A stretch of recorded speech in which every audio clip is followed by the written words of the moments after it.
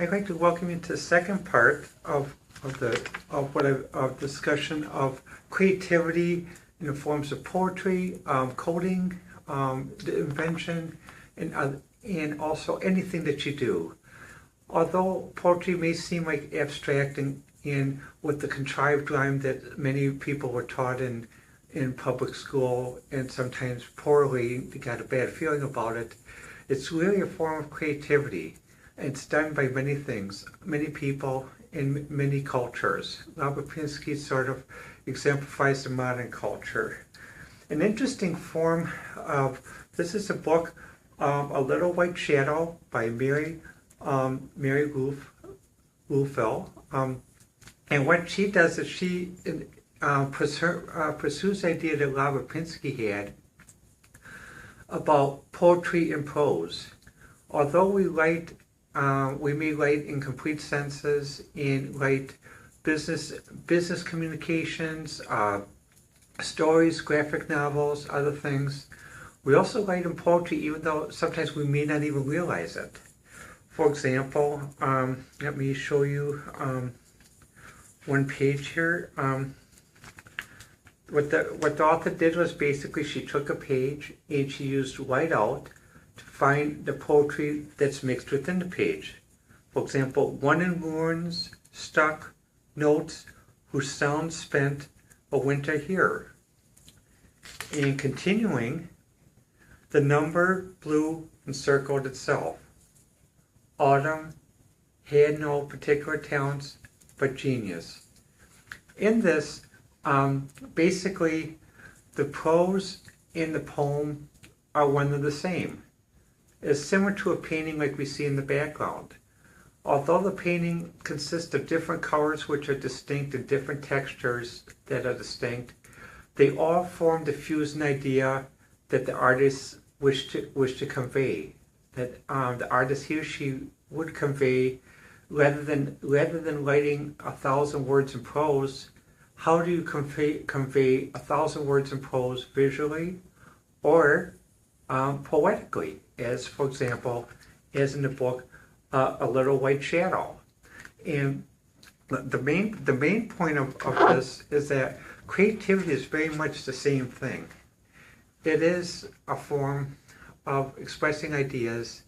Sometimes ideas take time for others to understand, but what happens, the expression, when ideas can be viewed by other people, are important. In the next book, I'd like to discuss Lapopinski, The Sounds of Poetry. Some of the things that he mentions are, for example, accent and duration. For example, if I were to say the word it, or if I were to say, permit me to give you a permit. Well, what happens, I'm speaking in English. In other languages, the accent may be different, but in English, the length of a syllable or spoken is variable, and it is a characteristic that in English, that basically in the poetry, that a unit is variable. For example, you may think, for example, take a look at, let's consider this. When we I now think love is rather deaf than blind, for else it would not be that she, whom I adore so much, should slight me and cost my love behind. In the poem, what happens, the main subject is that she. However, as we read it, we can see that she is implied in the other stanzas and in the other meter. In considering languages, in poetry, the meter at which something is expressed as, for example, 2 lines, 3 lines, 4 lines. Depending on how it's expressed, it can mean a different type of tone. A 4-line tone can be very comedic. A 3-line tone can be sensuous. A 2-line tone can be very concise and contrite. And Well, to continue, the example, like some of the poetry which some people are taught in public school is a form contrived rhyme, like by Ben Jonson. Oh, but my conscious fears that my thought between tell me that she hath seen my 100 of gray hairs told 7 and 47 years, lead so much waste as she cannot embrace my mountain belly and my rocky face, and all these through her eyes have stopped her ears. Now this is an example of contrived rhyme, where basically someone is beginning. It's not really the sort of trying to express a thought. They're trying to follow a certain format. They're not finding the writer's voice and not finding the poetic voice. Now, just to give you another example of arrangement, I'd like to read two different poems, basically used by Robert Pinsky in the book The Sounds of Poetry, to illustrate this. Version A.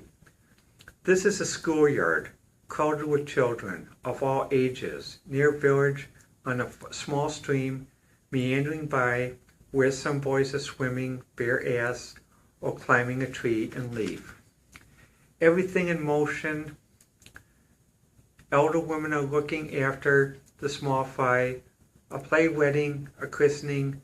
Nobody learns by vexing into an empty hogshead. Now let's read. Now consider this to the second version. This is a schoolyard, crowded with children.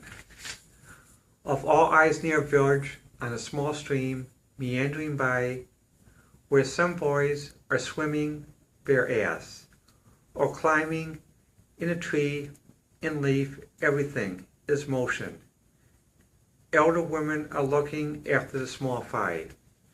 A play wedding, a christening, nearby one leaves, howling into an empty hogshead.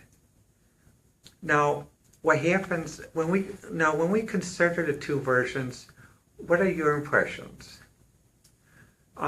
When I first read it, the first version seemed basically very ordered, very much like prose. The second version seemed very choppy. Now, second question to consider is, which version was actually created by the author, and which version is an emulation of someone trying to emulate the author's style but maintain a formula? Well, version A is the one someone trying to emulate an author's style and to maintain a formula. So rigid rules, very much like some people may say, which I don't, dotting the I's and crossing the T's. But it's very much like someone looking over one's shoulder while one's writing poetry. The second one is a creative one, done basically as a creative outburst in a setting without someone looking on with free expression. And this is also what Robert Pinsky mentioned. He considered version A flowing and flow of syntax, while version B is choppy, perverse, unnatural. It may seem unnatural to some, which I agree. It can be, because some of my poetry is unnatural to some. However, be as spontaneous as it is written by the author. Let us continue to the next section.